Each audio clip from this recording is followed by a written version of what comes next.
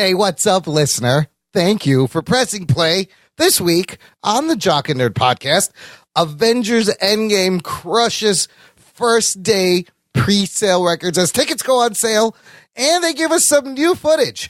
DC gives us our first teaser trailer for the Joaquin Phoenix Joker movie, and we give you our cumulative ranking of all 21 movies in the Marvel Cinematic Universe. Geek Boner. All that and much more in this edition of the Jock and Nerd Weekly for Thursday, April 4th, 2019. This is Jason Mewes, and for reasons best left between you and your therapist, you're listening to the Jock and Nerd Podcast. Snooch to the nooch. Check. Check one. All right. This is for all you fans out there. Let's give it up. Jockin', we nerdin'. We funny, disturbing. Jockin', we nerdin'. We spoiler alert. Oh yeah. Jockin', we nerdin'. We funny, disturbing. Oh yeah. Jockin', we nerdin'. We spoiler alert. Hey, what's happening, listener? Thanks for joining us. Welcome to the Jock and Nerd Podcast, where you're going to get comic book and superhero TV and movie news, reviews, and whatever we choose. Jock and Nerd. My name is Imran. My name's Anthony. He's the Jock. He's a nerd. And that felty over in the corner with the really disturbing clown makeup, that's Rug Boy Phoenix. What's up, Rugs? Put a smile on your face and let's rank some shit. That's Batman. right. Get happy because we got a lot of fun stuff to talk about this week. If you are a new listener, check out the show notes for this episode at our website, jockandnerd.com/268. It will have links to everything we talk about, trailers, articles, how to get in touch, how to subscribe. Lots of fun stuff. I put a lot of heart and love into these show notes. Somebody fucking check them out. No one does. No, I know. It doesn't matter. I mean, I don't go to websites of podcasts I listen to. Why should you? The best notes in the business. I used to say this in the beginning. It is. It's the best show notes. It still is. All the stuff you can find there. It's in every episode, every post on our website. You guys, before we begin, I wanted to do some learning. I'm going to learn, everyone, because I randomly started listening to this podcast called Something Rhymes with Purple. Which is really funny because I don't think anything rhymes with purple. This is Nurple. Turple. Can you think of a word that rhymes with purple? Yerple, that Durple. Durple. So purple's a hard word to rhyme with. Anyways, this is a show about word origins and vocabulary. If you are a word nerd, you would like it. It's hosted by Susie Dent and Giles Brandreth. They're both British people. Susie Dent used to work for the Oxford English Dictionary, and she knows like the origin of every word. There's one episode out, and in it, they were throwing out all these words, and they mentioned the origin of the word nerd and geek, and I was like, oh shit. It was actually pretty interesting. So I wanted to ask you guys, can you take a guess? What is the origin, without looking, of the word nerd? Anyone? Yell it out. No. I don't even know where to start. Right? That's a tough one. There Nerd. was some loser like you that got picked on and then decided, let's come up with a subject for something that isn't, a word for me that isn't loser. You're kind of close. The word comes from a 1950 short story by Dr. Seuss. Geek Boner. It was the name of a creature in the Dr. Seuss book, If I Ran the Zoo. The narrator claims that he would collect a nurgle, a nerd, and a seersucker. So a nerd was a thing, and then it began to mean intellectually obsessive, introverted. Did seersucker come from that? And now there's seersucker suits? Seersucker, that is a good question. Go right into that purple show. Holy shit, we should. Where do the word, she will know. She will definitely know where seersucker, it may be. I feel like a lot of Dr. Seuss words that he created became things. So, nerd is from Dr. Seuss. Where do you think the word geek comes from? I think isn't it from the circus? Oh, you're close. Anthony, do you have a guess? I don't know. Guy who bites the heads off chickens in the circus. Sort of, Rugs. You're very close. It actually comes from the word geck. Way back, Old English, Shakespeare used this word in his plays, but geck became geek, which meant a fool or a freak, and the geeks were freak show performers. Geek Boner. That's where the word geek comes from. What would you rather be called, a nerd or a geek? You know, that is a great question. What's the delineation? Like right now, I think it's cooler to be a geek than a nerd. I feel like it's synonymous, isn't it? I think a nerd, you have to be smart. I think that is a distinction. Geek. I thought geeks were smart. Nerds were just really into something. I think nerds were smart and geeks are crazy and freaks. I don't know. No, really? This is how I feel about it. I may be wrong, but my personal thought on it is that a nerd is someone who is very knowledgeable about something. Yes. So he's usually smart. Smart and nerdy. A geek is just obsessed with things. Who's really into something. I always thought geeks were smart.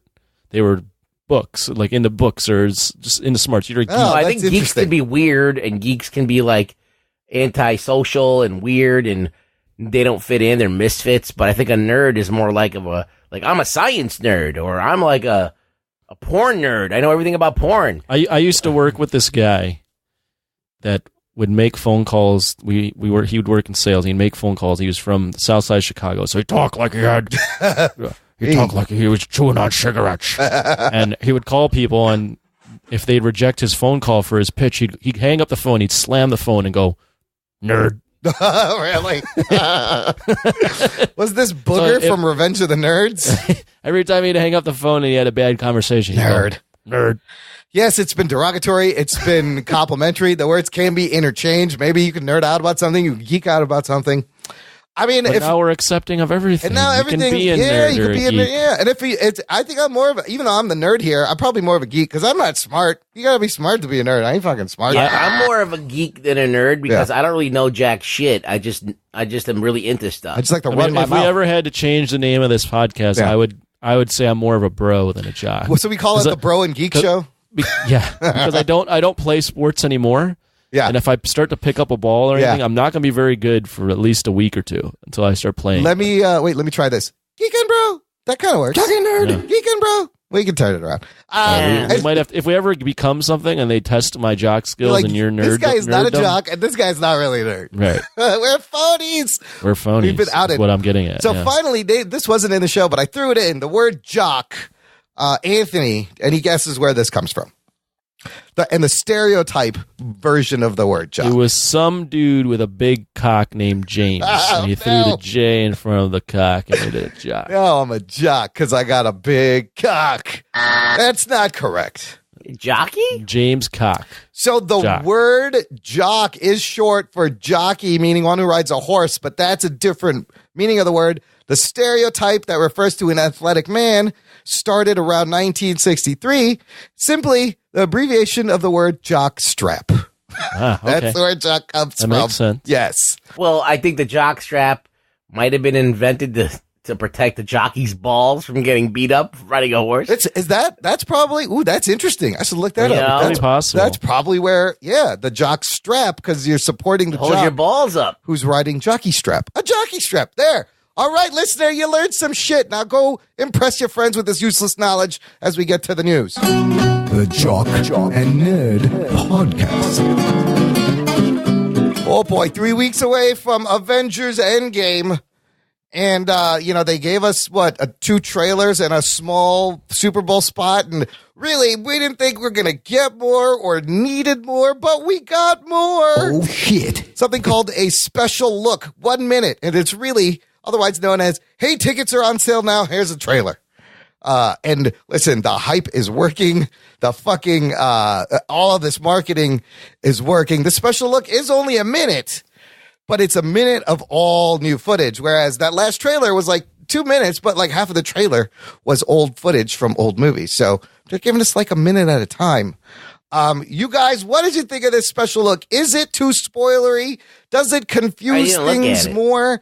Press the link in the show notes. Ruggs. I don't want to see it. I'm not. You don't want to see it? I don't need to see it. I'm already in for this movie. Anthony, what do you think then? Should I talk about it? I don't know now. No, go ahead. I'm not seeing anything. Ruggs just threw me off with not. I'm surprised you didn't see it. But I thought it was fantastic. I think it. Not that I needed any more to get me more hyped, but if it was possible to get me more hyped, that 1 minute got me even more hyped. Absolutely. And it's not really spoiler. No. It's stuff that we knew was going to happen. Yes. And they still do a great job of really not showing you anything or what the plot is or anything, really. I mean, they do spoil one, maybe two things, but it's things that, again, as an audience, we knew that these characters were going to interact at some point. I mean, if anything, it's brilliant how this kind of adds more questions to the timeline of this movie, because Natasha's hair is several different shades and lengths. Cap's costume is like changes in every shot he's in, and you're like, when is this happening? When is this happening? He's wearing this. There's some really great lines in it. I mean, yes. Tony's line, it's not about what we lost, but it's about what we have left. Yes. Is a good one. It's amazing. But fucking Thanos' line. What he goes... you couldn't handle your failures. No, he could not live with your failure. And where did as you see a picture of Tony holding up a picture of him and Peter Parker, as he's giving him the fake graduation from Tony Stark Academy or the fake Stark Industries internship. Stark Industry internship completion. Yeah, you could not live with your failure. So where did that bring you? And then they cut to Thanos appearing back to me. Back to me. And you see him kind of transport down, kind of like it's the Bifrost, and then just this epic shot of the feet of Captain America, Thor, Iron Man, turning a corner on this wreckage, and in the distance you see, slightly out of focus, Thanos sitting down with possibly his new weapon next to him that's kind of got spoiled by these hot toys that I've been trying to avoid also. But I think between these toys and the movie opening 2 days early, it's going to be kind of hard to avoid spoilers, but I think they've done as about as good a job as you can do. Yeah. And using not only this, but the Super Bowl trailer and then the two other trailers to really not show you too much. I think this has been, and not that it needed all these trailers, but I think this has been a really masterful marketing plan. I mean, they needed something to say tickets on sale. That was huge. And this definitely did it. It caught everyone off guard. Yeah. And people were asking, but I heard, last week you said tickets go on sale Tuesday, April 2nd. Weren't expecting fucking footage. But regarding the post-credit scenes, wasn't there a thing that some of these got leaked? I didn't look at this. I ended up looking at it like an idiot, so I'm kind of mad. There's 3 of them? Apparently there's 3. The thing is they got posted on Reddit. They were actually posted on our Jock and Nerd Nation page, and I was stupid and looked at it. I did not look. I mean, it spoiled the entire plot, too. Holy shit. I didn't read the whole thing. I glanced at it. I was like, oh, my God. I thought this was just going to be the post-credit scenes. So it seems credible?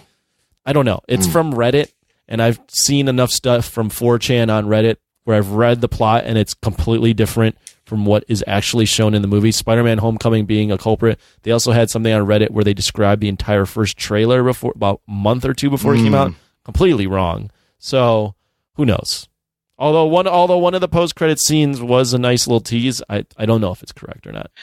The other thing about these trailers, Ruggs, is you can watch this. Like, we know they're cutting these weird. We know they're manipulating these trailers. We know they're specifically trying to swerve you. So I don't think even picking it apart. But Anthony, do you guys still think do you think the Russos are still true and they're still just showing us the first 20 minutes of this movie? They're fucking right? Fuck no. There's way more.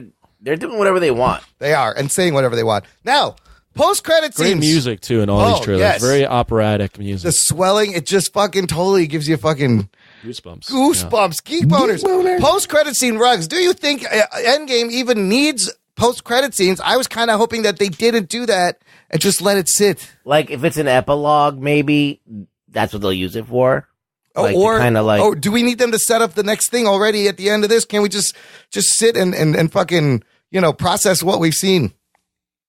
I don't think they're going to do like a launch of anything new. They could. I mean, why not? Marvel's going to tease something probably, but I would probably, if I was the Russos, do like just an epilogue to tie everything up. A little more story. What do you think? Like a Lord of the Rings, like 8 ending thing. It's just 3 clips that shows you 3 different groups and how they're now, after all of this is over. They're still walking. Here's what I would do I don't think they necessarily need it, but they will do it because it's a Marvel thing. Yeah. I agree. I don't think they need to tease the next movie because let's not, like, this is supposed to be the end game. This is supposed to be the culmination of this 3 phases of the MCU. So I'm not saying I've read this or anything. This is just my speculation. For instance, a post-credit scene could be, they've won the war and Tony is with Pepper, and then they scroll, they glance down and celebrating afterwards. No, shut up and run. Yeah. and they pan down and she has a baby bump or something like that. okay. Or, you know, Cap's won the war and he's maybe sacrificed himself and he's in heaven and he's dancing with I see. with this, what's her face, Peggy, Peggy, you know, Peggy or Carter. Thor's won the war and he gets to be in heaven with his parents and Some kind of meaningful button. yeah, for the something where it's character. just like, oh, that's a nice little Cap. Yeah. Like they got to they're happy. I mean, like the shawarma post-credit scene was hilarious, and it did nothing, but it added to the character of the whole thing. I don't think they'll do something hilarious. It's not going to be funny, but yeah, that's. I just feel like we know that the MCU isn't ending, but it would be nice to have some sense of finality at the end of this movie, because it's so huge. It's big. Yeah. It's the end of this whole thing. It's the end of the Infinity it broke Saga. AMC's and Fandango's. Yeah, let's get into that. This thing. was amazing. Tuesday, April 2nd, the reports on the Jock and Nerd Nation of everyone going, I've been waiting in line, and everyone eventually got tickets. Anthony, what were your wait times you were telling me about? So I never actually bought a ticket because I don't know if I'm going to be available that Thursday night. Right. I'm going to try to go that Thursday night. Yeah. But, every time I jumped on, and this was 3 or 4 hours after the tickets went on sale, it was saying, you're in line at least an hour wait. Jesus. What is this? AMC site crash. Rugs, did How you does get that it? happen? What? They weren't prepared for this fucking, it's crazy. He was asking you, Ruggs, if you experienced the site Did you buy crashing. tickets? Yeah, I got tickets, but I didn't buy them. Oh, you I didn't just get them? told somebody that I knew to go get them for me. How long did it take them? Did they have any? From the time that I told them, let's get tickets, and the time that it happened was like an hour. I mean, ultimately, I bought tickets for like the Saturday morning and it was wide open. But like, man, Fandango, AMC, Adam tickets were all experiencing server crashes. Fandango is reporting Avengers Endgame has notched the best first day U.S. sales record for the online ticket retailer, beating Star Wars The Force Awakens in the first 6 hours. Oh, shit. It broke the record. So I'm going to go. I've been disagreeing that I think it's going to make as much money as Infinity War, if Yes. not more. Yes. Now I am going to amend that. This movie is going to break everything. The only thing that's actually standing in its way is runtime. Yeah, 3 hours. Actually, that is funny. So I was about to buy tickets for the 11 p.m. showing of Avengers Infinity War with one of my friends because she can't make it any earlier. And I go, I'm just going to buy these 11 p.m. tickets because I feel like I have to snatch these. And she goes, I'm not seeing it at 11 p.m. That movie's 3 fucking hours. Movie, you fucking wank job. And it's a Thursday night, you asshole. Yeah. What do you think? Oh, that's a good point. It's a 3 hour movie. That would never have occurred to me. I'd be like, fuck it, let's go. Dude, the AMC by my house, it was showing 1 a.m., 2 a.m. showings, meaning you're there till 5 in the morning. And then in the regular theater where it's not reserved seatings, they had showings every 15 minutes from like 6 o'clock to 11. It was like 6, 6:15, 6:45, 7, 7:15, just rolling showings of this thing. And they're all probably going to fucking fill up. Last week, let me ask you guys this. Yeah. Because I've got the numbers in front of me. Yeah. 2 questions. Yes. Domestic gross. Yeah. So Infinity War was number 4 all time at 678. Black Panther 700, Avatar 760, Star Wars The Force Awakens 936. Oh, total domestic. Domestic. Where is Avengers Endgame? Star Wars made almost $1 billion domestically? Yep. I don't think it's beating Star Wars. Yeah, I don't think it's going to beat Star Wars. I think What did Infinity War make? 678. Well, okay. I think it can get close to Avatar. Avatar was 760. I think it's going to beat Avatar. I think 800. 800. I wow. think you can. Yeah, it would be nice to see it beat Avatar. 800 I domestic. think people are going to see this multiple times. Right. That's the thing is how many showings can you get in at this 3 hour runtime? Is that going to affect the viewing? That's the only thing I think is. But Avatar was 3 hours too. Yeah, Avatar was And long. all this does is for theaters is it boxes out every other movie that's trying to get a screen that weekend, the next weekend for a few weekends. Here's the next question. Yes. Worldwide, Yeah. Avengers Infinity War 2.48. Billion. 2.048. I think it beats that. I think it definitely goes 2.1, 2.2, 2.3 billion. Well, okay, so Star Wars is 2.068. Oh shit.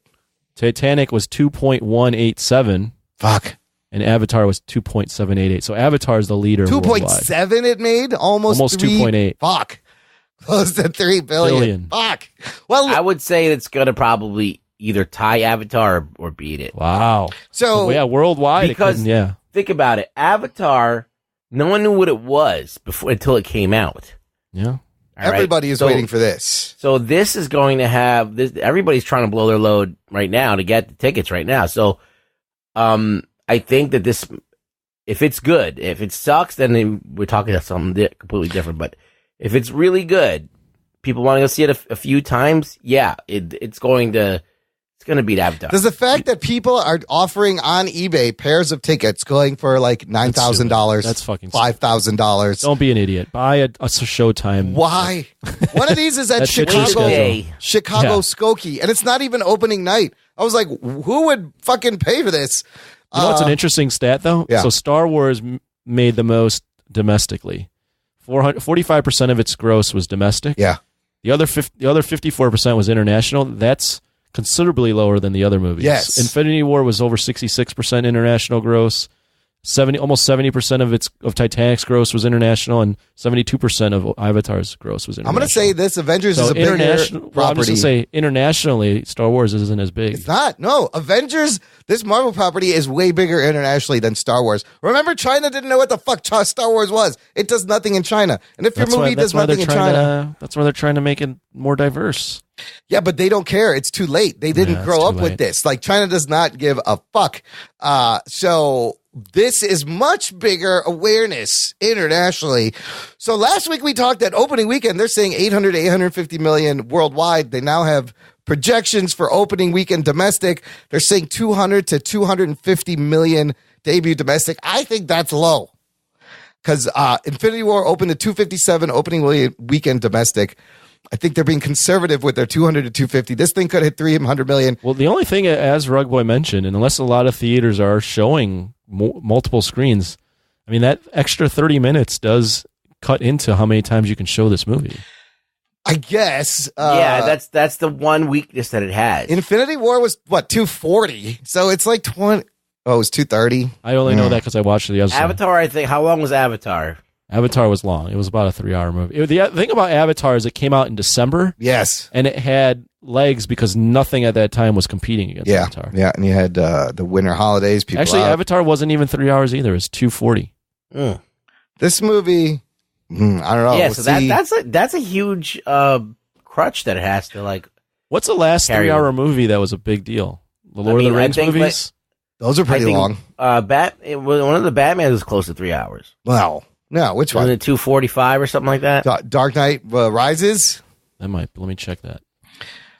I mean, at 2, I think 3 hours is a long time. it's a long time. I'm but loving it. Yeah. I think you're not going to feel like it's 3 hours. It's going to go by. Dark Knight Rises was 2 hours and 45 minutes. 2:45, so just 15 minutes. And you also have to remember in that runtime includes the credits. The credits are usually like 12 minutes of credits. So it's really not But going to be people 3 are hours. sitting through them to see these fucking. Yes, because now there's fucking 3 post-credit scenes. You're going to sit through all this but bullshit. the point still stands, and Run. The credits have to show before you can show another showing now of the movie. Yes. There's a way for them to like flip theaters and have those. I forget how they do it, but nothing else can be playing at these theaters. That's the problem. The demand for this is so huge. They have to put this at every screen. No other movie can possibly exist. And this thing is going to be monster. Okay. So that brings up my next point that I wanted to talk about was Captain Marvel joins the billion movie club. Oh shit. For Marvel. It did it in 26 days. So right now it's sitting at, 359 domestic, 644 international, giving it just over $1 billion. Well, we all predicted they would hit $1 billion. So I think we did. I don't Yes. remember. No, I think everyone. Yeah, they said it'll eventually hit a Yeah, billion. and it did. It did in good time. Was it fast? I was wondering what were the fastest movies to $1 billion. I found this article from Business Insider or Forbes. 16 movies that made $1 billion at the box office, the fastest. 7 of these movies are Marvel movies. Oh shit. Out of the Marvel MCU? Yes. Okay. Out of the top 16. Captain Marvel 26 Days comes in at number 15 on the list. Avatar is at number 8, taking 19 days. The number 1 fastest movie to $1 billion. Avengers Infinity War, 11 days. I think Endgame breaks that record. It does it in like 7 to 10 days. That's very to possible. $1 billion. It's Because possible, yeah. if it's making 800 million the first weekend out, I say it does it in 8. I'd say, yeah. China gets it 2 days early. Yes, that's the other thing. It comes out in China on the 24th. So there's going to be spoilers. And that all rolls into this opening weekend international total. By the time Monday comes around, it's looking at $850 million. It's going to hit $1 billion. Yeah, 7 to 10 days, 8 days, 9 days. No problem. It's going to be insane. It's going to just crush every record. I can't wait. I can't wait to see what happens. Fucking can't wait. Listener, the conversation continues, and you can join it over on our social medias. Join us on Instagram at Jock and Nerd, Twitter at Jock and Nerdcast, or join our awesome Facebook group, Jock and Nerd Nation, closed group just for our listeners. You get to hang out with all of our hilarious, really cool, fun listeners. Quick congrats to Lisa Morrison for winning her hockey team finals in a tiny little cup. They won tiny little cup, and she's a fucking hockey goalie, which is badass. Hey, Lisa Morrison is a champion. Holy shit. No one can take that away from her. She That's right. is the champion. It's awesome. Good for you, Lisa. Congratulations. She was drunk, and she posted it on the Facebook, and there's nothing wrong with that. We'd love to see when you guys do fun stuff. All right. Let's move on to the other big thing that broke this week. Our first look at Joaquin Phoenix as the Joker in this R-rated, low-budget, Elseworlds movie that's not part of the DC universe, a one-off. This is a teaser trailer. Ruggs, did you see this one? I did. Okay, well then let's start with you. What did you think of this different take on the Clown Prince of Crime? The only thing that bothers me about this is Todd Phillips. Really? You don't like the Todd Phillips? No, I'm just saying, like, I don't really expect a movie of the caliber that we're supposed to think that this is from Todd Phillips. I think he's going to surprise you because, so this is a guy who comes from Old School and The Hangover. Two movies I like. Due Date and all, every movie with Don't forget about Road Trip. Old School. Yes, Old School movies with Will Ferrell, Zach Galifianakis. But look, Hangover. The Hangover series has a little bit of darkness. It's kind of like a dark comedy. Oh my God, Imran. Come on, Imran. I think he'll surprise us. God. We're talking about like an auteur filmmaker versus a guy who makes pretty funny movies that I enjoy watching over and over again. It is a weird pick, and this trailer though really reeks of like. Wait! You got to back up. You tried to make an analogy from Hangover that he could watching The Hangover. You think he can do the Joker? That's he's not Aronofsky. Okay, come on. Well, from what I see in this trailer, I see that he may surprise us. The potential is there. I know, but you can't cite Hangover as potential for the Joker. But Zach Galifianakis is such a tragic character. We've seen nothing from him that says that he could do this. Even if you want to, I'm gonna give him the benefit of the doubt that he could do this. Based on this trailer, why a little not? bit. Sure, why not? But it looks like a Scorsese movie a little bit, Right. So I kind of dug that. Okay, what else? What else did you think, Anthony? What did you think of this? Go ahead. Well, I have two thoughts on it. Todd Phillips for me wasn't a name until I just literally clicked on his name right now, so that wasn't a factor for me. Yeah.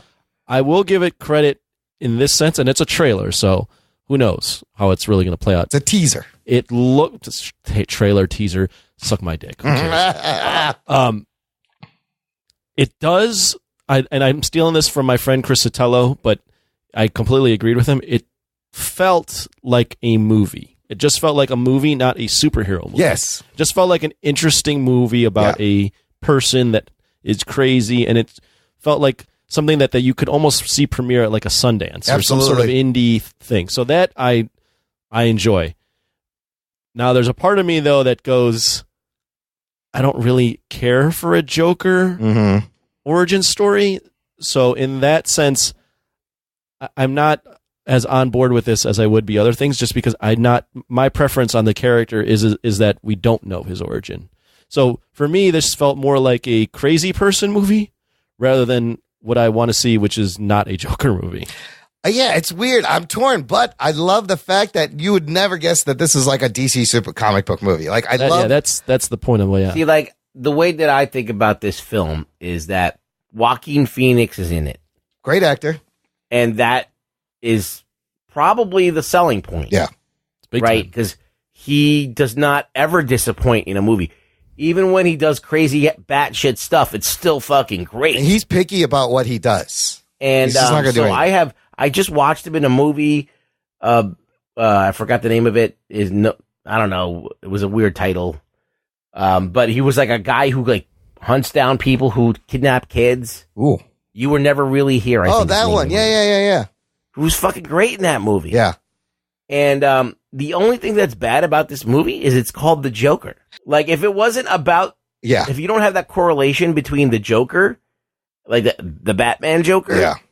And it's just a movie about Joaquin Phoenix going crazy and killing people or doing something crazy, dude, I would watch this movie 1,000 times. It's the only thing that's kind of like, okay, now I have to now relate this to the Joker. Now they got to shove all this Batman. Did this need to be a Joker movie? It's kind of weird.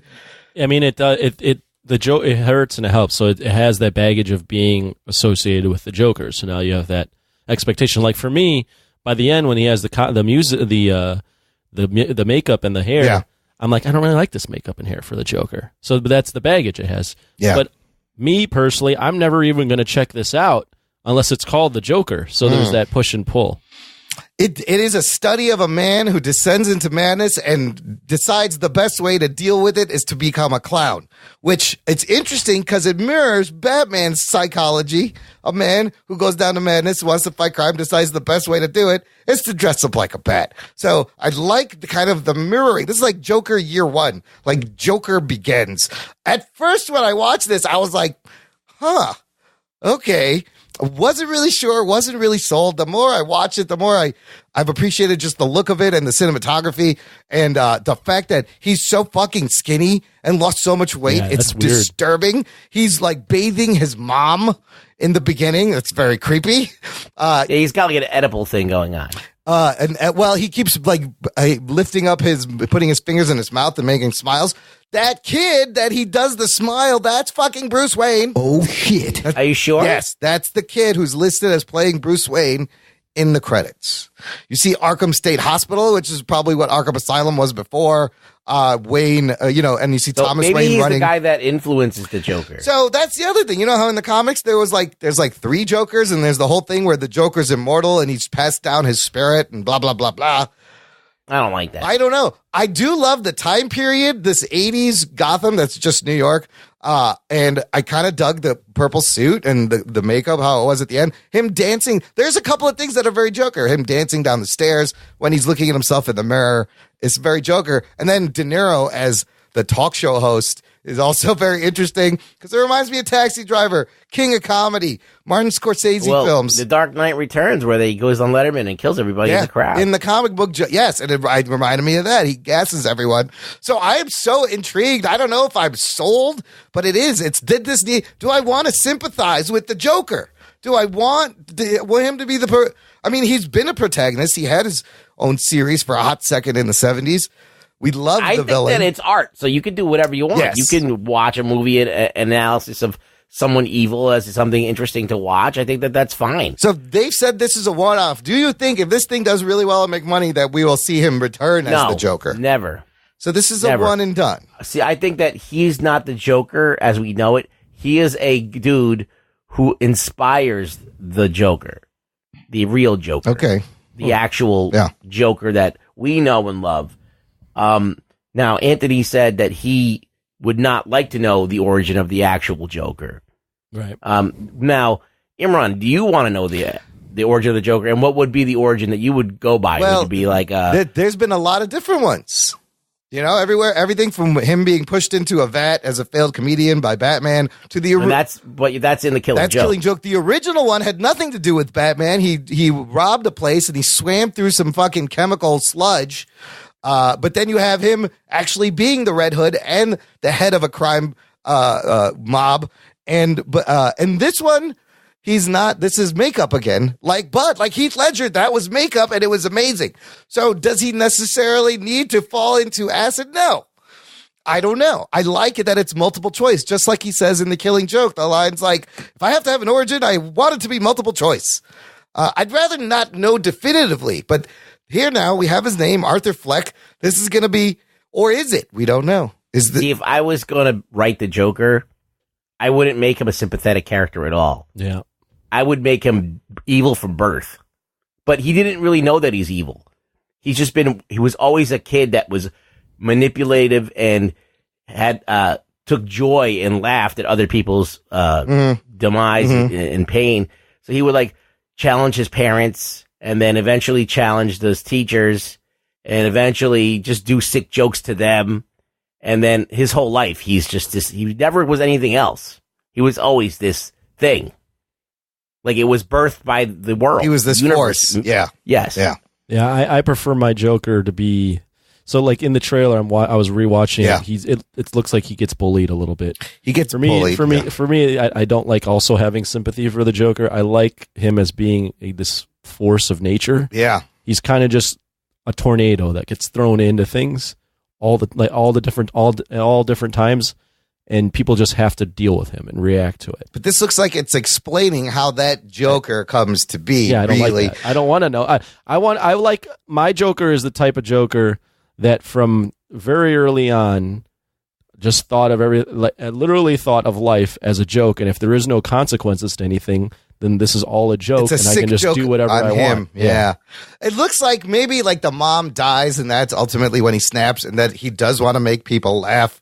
It does look interesting. What'd you think of his laugh? I kind of like the laugh. It was all right. It seems sincere. Already better. It seems sincere. It seemed like a hearty, unlike Jared Leto's stupid fucking laugh. He's already better than Jared Leto Joker. Well, you can see the difference. It's just from a real actor to like a guy who can do okay acting. That's what's got me most excited is fucking Joaquin Phoenix, dude. He does not that's the big disappoint. draw for this is you got Joaquin Phoenix doing the Joker. So also starring Zazie Beetz, Robert De Niro, Bill Camp, Francis Conroy, Bette Cullen, and Mark Maron, coming out October 4th. Now, we are not done with Jokers, people. There's a lot of Joker shit going on. I just mentioned Jared Leto's Joker. I would love to see Joaquin Phoenix Joker kick the shit out of Jared Leto's Joker. Can we have that done? Oh, shit. Can we get that in the movie? He may not be done. Set reports saying on Birds of Prey movie, they saw a body double dressed up as Jared Leto Joker. Oh, no. On the set of Birds of Prey. Now, whether this is a cameo where, him and Harley kind of finally break up. It'll be Jared Leto's Joker, but it won't be Jared Leto.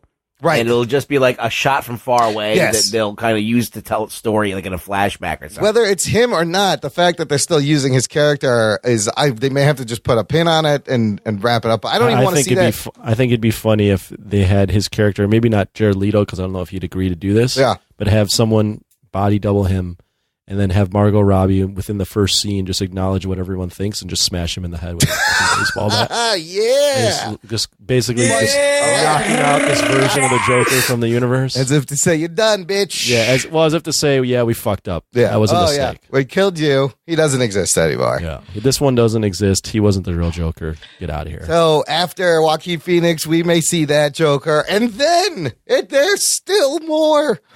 There are 2 episodes left in the final season of Gotham, where Batman, he will show up in the cowl in the last episode, and Jerome/Jeremiah Velasco, played by Cameron Moynihan, who has been, is he not Joker? They've released an image of this Joker, their take on the Joker, and it's a way more scarred up, fucked up looking white face with thinning green hair. It's disturbing, it's creepy, but they're just throwing everything at the wall in this show. Of course, I just thought it was interesting that there's fucking Joker shit everywhere. Looks horrible. Yeah, what do you think of this Joker? As bad as the Bane that they showed. Looks like shit. They did. Can I spoil one thing? That's a really bad Joker. They did on Gotham. I'm gonna spoil something. Spoiler alert. They brought in Bane, and he looks like a shitty like punk robot guy. It's horrible. He does break someone's back. Can you guess whose back he broke? Alfred's back. Alfred. He picked up Alfred and threw him against the pole as if to break his back. I was like, this Bane looks terrible. The Bane is horrible. The Joker looks better than the Bane, but this character has been so confusing. There have been brothers. I don't know what the fucking deal is. So is there too many Jokers? Blake Braden posted in our Facebook group. He said, "Do you think we have reached Joker fatigue in movies? We had Cesar Romero in movies in 1966. That doesn't count. Oh, that's Cesar not Romero movies. doesn't Jack count. Nicholson in '89. Since 2008, we've had 3 4 Jokers, different Jokers, not counting Mark Hamill. 3. maybe find a different villain for a little bit, let the Joker character rest. You don't count the video games or the fucking. You can't TV count Mark shows. Hamill or Cesar Romero, so now you only have the 4, technically. Well, at this point, the Joker's almost, I mean, yeah, you could give it a rest, but it's almost at the point where it's kind of an honor to play. Like, people want to see different itinerations of He's it. just as iconic as Batman. Right. and so, well-known. Seeing Nicholson's itineration, then Heath Ledger, everyone curiously looked at Leto's. That failed, but the big draw for this is Joaquin Phoenix's interpretation of it. And I think that it works for this movie because he is as well known as Batman, and people will be interested, whether they want to know the bad guy or not, to see this Joker just on awareness. If Heath Ledger didn't die, Yeah. we would have another Heath Ledger Joker movie. We would. That would be a definite lock. That would definitely. They would have happen. gave him a solo movie right away. That's true. So, but he's dead. I don't know if they would have no. given him a solo movie, but he would definitely have a role in part. In Yeah, the they next would one. definitely could keep on milking that cow forever. So, look, I got to say, my favorite is Nicholson, Heath Ledger, and I love Cesar Romero from '66. Why? Because he painted his mustache white? Yes, that's hilarious. and I was a kid, and he looked like the comic book Joker. His laugh was great. It was like the first on-screen Joker. I'll never forget seeing him. So I always loved that Joker. The fucking Gotham Joker, boo, and Jared Leto, boo. And I think I like the horror aspect of Jack Nicholson, yeah, but I like Heath Ledger's insanity. like his mind games. Yeah. So if you took both of those Jokers and you mixed Put them them up together, together, yeah. you'd have the perfect Joker. Joker here. Smilex. Those two are great. I think Joaquin may add another great Joker. I'm hoping. Well, it'll be different. It will be different. This is definitely a different, fresh take. One thing you could say about this Joker movie, they're not fucking copying Marvel. They're finally kind of doing their own thing. And I hope it works out for them. I mean, You'll see. their thing is making now they're just doing solo movies. Yeah, and seeing don't where worry they about go. it. Yeah. See what sticks, and then we'll go from there. Last couple of things. The DC Universe had a big announcement, the app at WonderCon. You guys, we've been complaining about how they should put all their comic books on the app. They've announced, I think, that they are putting all their comic books on the app. They're going to add 20,000 issues from the archives. New books will come out 12 months after they hit the comic book store shelves. Great. So it's going to be a huge increase in their archive. Does this make it worth it more now, even though we already paid for it? Do you think now this, and Swamp Thing premieres May 31st. Doom Patrol is awesome. If I read comic books, it'd be great. I think it's kind of exciting that they're adding You read these. them, Imran, on DC Universe app? If I had time, I would. I have paper floppy comics that I haven't got to. Occasionally, I'll pull up a couple of pages, but I never Who's have reading time. them on our DC app? Is that Anthony? I don't read them. No. Every once in a while, I'll go on the DC app and people will be in mid-issue. I see that too. I don't know who's reading that. It's not me. I've done a Wait a couple minute. of those. Doing it. Everyone, Does somebody else have a who are you fucking... giving the fucking password to? Everybody. I put it in the last week's email. No, I don't know. Anthony, does this does this change your... I think it's a step forward. It's a step forward. I think they need more content too.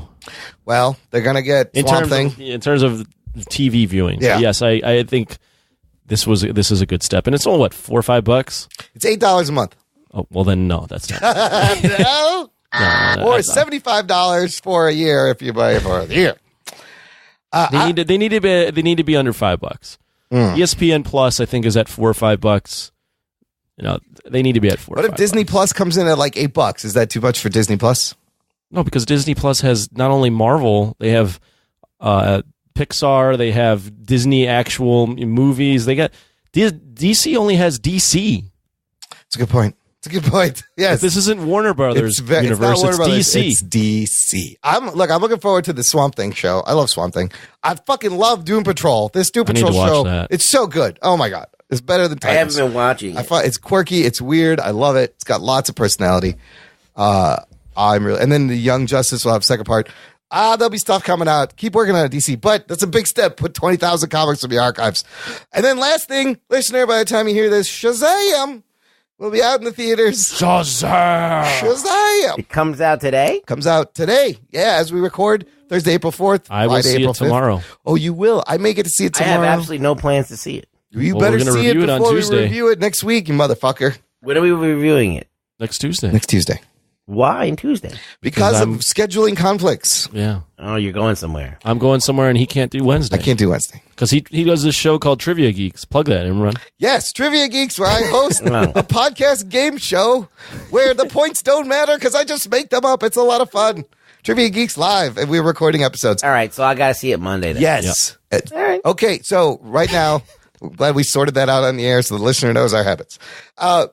93% tomato meter. Wow. On RT. What's the average rating? 7.36 out of 10. It's not bad. Not bad. Not bad at all. So I believe it has a couple of post-credit scenes, a mid-credit scene, and a scene at the end.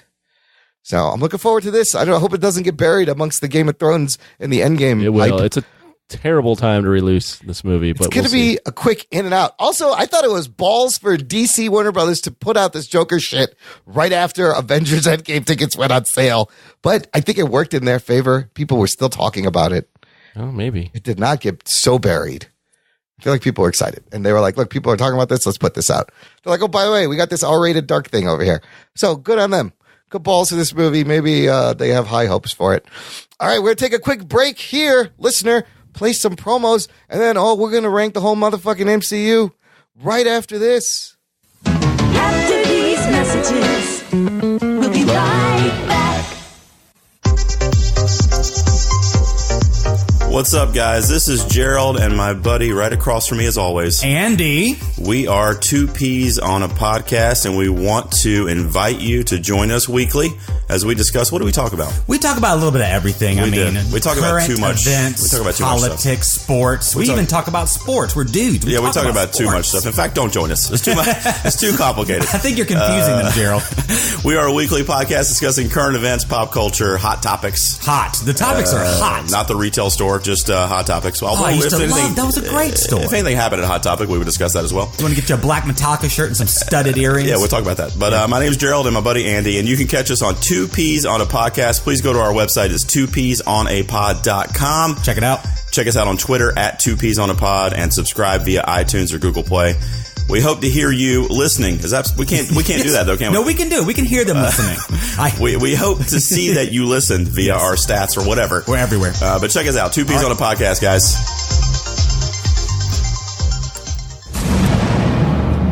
Good evening, ladies and gentlemen. We'll get you back to your podcasty goodness now in a minute. First, we'd like to take a second to tell you about our marginally better podcast, the 365 Flicks podcast. I am the Scottish weeding whore Chris. And I am the Pissy X video store clerk Kev. And we bring you the latest movie and TV news, reviews and rants. All that and a bunch of top fives that you really will not care about. Subscribe to us on iTunes, Libsyn and all other third-party podcasting apps. And on top of all that, you'll get free access to our indie talk. You'll hear us speaking with directors, producers, actors, comic book creators and artists about their experiences. Don't forget to drop us 5 stars and follow us on the Facebooks and the Twitters. Told him not to go in the water. Jock and Nerd. Listener, if you enjoy the show, if we've made you chuckle or guffaw or chortle or laugh and milk comes out of your nose and you didn't even drink milk, well, join our fan club. Visit jockandnerd.com/Patreon. You'll be helping support the show with a generous monthly donation, and you get lots of stuff, bonus content. Everyone gets access to an exclusive RSS feed that has bonus content, instant reactions, whole episodes, early access to the weekly shows. This show and Anthony's spinoff show all come out there first. And April is a great time to sign up because we're running an April Patreon-a-thon pledge drive. Jock and Nerd. Or something. That's what I'm calling it. We're trying to get 15. We're basically, what is it, Jerry Lewis? Yeah, it's like a Jerry Lewis telethon. We've got old ladies in the backgrounds on dial-up phones. They're or on waiting. rotary phones just waiting for your phone call. Call. Nancy and Bertha are waiting to take your call now. Hello, Jock and Nerd. First 5 callers will get a beautiful toaster oven. Would you like to be a patron? For $100, you'll get a tote bag and a subscription to the World Wildlife Foundation. Yes, we have these wildlife flashcards. that are one of a kind, and you'll get a coin, a Rug Boy coin from the Franklin Mint. For $75, this guy will come to your house. Gentlemen, this is Democracy Manifest. Okay, here's what's really What do you happening. really get? What are your 15 new patrons? If we get 15 new patrons by the end of April, all new patrons and whoever increases their support in the month of April, even if it's by $1, you will be entered into a random drawing for a Jock and Nerd prize package. Jock and Nerd. That consists of a Jock and Nerd podcast t-shirt, Jock and Nerd stickers. You get to force us to watch and review any movie you want. And we will do a video shout out from the three of us just for you, just like Cameo, only it won't cost you $150. You will win it. So far, I want to say thank you to our new patron this week, Rokas Lucinskas. Jock and Nerd. But we had another dude named Rokas Barokas. You know Rokas Barokas? He's on our Why, or Facebook. does Rokas Lucinskas know Rokas Barokas? I don't know if they're the same person or they're related, because I think Rokas Barokas is on the Facebook group. This may be Rokas. Anyways, thank you, Rokas. And the amazing, talented, awesome person, Dope Pope. Check him out on Instagram. He's an amazing digital artist. Sent us another $100 donation. Oh, shit. Because he is awesome. Thank you guys so much. You're both in the drawing right now. You have a 50-50 chance of winning, each of you. Good work. Let's make it a little bit harder for them, listener. To sweeten the deal, we're putting up a lot of bonus content this month. Yeah. For example, right now, you will find all three of our separate MCU ranking episodes on Patreon. Geek Boner. One from me, one from Anthony, and one from Rug Boy. And Rug Boy's is nice and short and succinct, where it took me and Anthony like half an hour to get these fucking that's things out. going to be almost an hour and a half of That's bonus content, man. bonus content right and there. they're very interesting. I listened to all of them, and it's really neat how people have different reasons, the process you guys went through to do it. It's really cool. Great listen. Sign up for that. But not only that, coming up will be instant reactions to the movies Shazam, Endgame, and I'm going to try to put out something for every episode of season 8 of Game of Thrones. Geek Boner. Instant reaction for every episode, whether it'll be all three of us, one of us, two of us. We might get guests. I'm going to attempt to do one for each, and then we'll talk about it on the show later, but you will hear it right away. You will hear us in the parking lot after watching Shazam and Endgame, what we thought about the movie. It's kind of cool. Those are really hard to do because your mind is a jumbled mess, but sign up now, jockandnerd.com/Patreon. Let's get to the main event.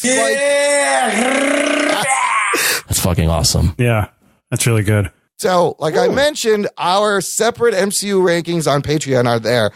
What we're going to do for you now is give you the show's cumulative rank. Yes. Meaning Anthony took all the numbers and did some math. Was there a spreadsheet involved? I don't know how this works. Spreadsheet. How does this work, Anthony? Give us the math and stuff. It's very easy, really. It is You kind just of take simple. all three of our scores and divide it by 3. Yeah. And then you do that with every movie, and then you kind of see where it lines up, and you go from greatest to least. So And it gave you a definitive list? it gave me the definitive list for us 3. And all of our lists are different, and this list will be even more different because it's cumulative, but it'll be an interesting ranking. It's the Jock and Nerd ranking. It is the Jock and Nerd Podcast ranking. So, of course, wow, science. There's going to be spoilers. Spoiler alert. You have been warned just in case we say something. We're gonna spoil you on our rankings. And the crazy thing about this, the last time we did this was way back in episode 35 in August of 2015. There was only 12 movies and Obama was president. Oh, shit. That's how long ago it was. Damn. Yeah, a lot's changed since August of 2015. And with that, Anthony, you have the rank, you have the numbers, you have the power. I don't know what it is. I'm going to hand it over to you. Take us through this. Yay. Maybe we'll make some quick comments on each movie and move on to the next movie. So let's just start. We're going to start from the top, meaning the bottom. Yes. Oh, speaking of bottoms. Their bottom is very weak. I just had to play that. These are the weaker ones. These are the for weak sure. bottoms. At number 21, the only movie where we all agreed upon a ranking for, but it was not the 21st ranking for all of us, Thor: The Dark World. Ah, interesting. We all thought it was number 20, but it ends up at 21 on the list. And I believe none of the other movies match up. Nobody had the same. No one else ranking had the aside same from rankings that. except this one. It's very interesting. Not amongst the three of it. We did have a couple where two people ranked it the same, but not all Right, three. not except across the this board. movie. So at number 21, Thor: The Dark World. It's a no-brainer, even though I love the end of it with the twist with Loki. It's the only good part. Yeah, I haven't seen it in a while, but I don't remember hating it. I just remember like, it was not the greatest. We should say, we all said in our things, even a bad Marvel movie is better than a lot of movies. Yeah, like these movies are not like dog shit like DC movies, but like yes, I'm just kidding. They're like okay, like, too good. They're like okay. They're all decent films, but they all have their problems. Coming in at number 20, The Incredible Hulk, the forgotten stepchild. Of Yes, Marvel I forgot that was a movie until General Ross came back into the picture. But I didn't dislike that movie. I just think that it needed to be longer. Look, Norton is good as Banner. Yeah, I mean, there was like a lot of the Hulk stuff in there, and they just needed to have throw more money at it and have it be bigger. But they just like blew their load on the big Hulk movie that everybody hated with Ang Lee. Yeah, that So and also Iron Man came out that same year. Yes, yeah, and Iron Man came out I think about a month and a half before. So they didn't really know like the tone was there. Was no They were jokes still in figuring it. out the MCU. At that point. yeah. But I don't dislike that movie either. I've watched that many times. It's not a bad movie. I'll watch it if it's on. Yeah, I agree. Yeah, we have a tie for number 19. Oh snap! So tied at number 19 is Ant-Man and the Wasp. Oh, okay. And Iron Man 3. Oh, this is interesting. I think Iron Man 3 is one of the worst ones because of what they did with the Mandarin. They took a great character and they fucking wiped their ass with it. and then they had that ending where he's jumping in and out of the suits. And I just didn't think, I didn't like that. I thought it was weird. I got to point out that Pepper Potts falls into This is the fire part I hated the most. with her bra on and emerges still clothed with a bra on. It's flame retardant. Adam Morris knows about the flame retardant chemicals and clothes. That's what really, by the end of it, I was like, fuck this extremist bullshit, and she's still alive at the end of the road. It's really annoying. I love seeing all the suits, but Shane Blackie. Now, Ant-Man and the Wasp definitely deserves to be down here. Like, I watched that movie again, and it kind of like made me upset. I was like, this is a fucking nothing movie. What is the point of this movie? It was to kind of do Hope Van Dyne and get her pump her up a little bit. That was the reason. At number 17, Iron Man 2. That's interesting. Probably one of the more disappointing movies in the Marvel Universe. See, I put it up higher because it was the introduction to Black Widow. Don, and that put Don Cheadle her on the map and gave us that character. You didn't have it much higher. Yeah, I had a little bit higher though. Yeah. At number 16, a movie we recently reviewed, Captain Marvel. Oh shit, Captain Marvel's at 16, huh? Yeah, it's about right. Now, is it because we're all guys that we were rating it so low? Yeah, we're fucking sexist pigs. Well, I mean, the only movies with women in the title we ranked really low. So. That's a good Ant-Man and the Wasp. It's a little low for me, but I'll take it. I'll accept it. At number 15, Thor. First Thor. I like Thor. Kenneth I like the Branagh. first Thor. I actually like it a lot. Hemsworth saves that whole movie. Imran had it the lowest. I did. Of all of Yeah. us, so blame that on him. Did I have it the highest? You did. Yeah. I haven't seen it in a while. I like that movie. I watched it like 3 or 4 times. Yeah. And I liked it every time I saw it. Yeah, I could use some more watches of that. Yeah. At number 14. Yeah. The movie with the second highest difference in opinion, Spider-Man: Homecoming.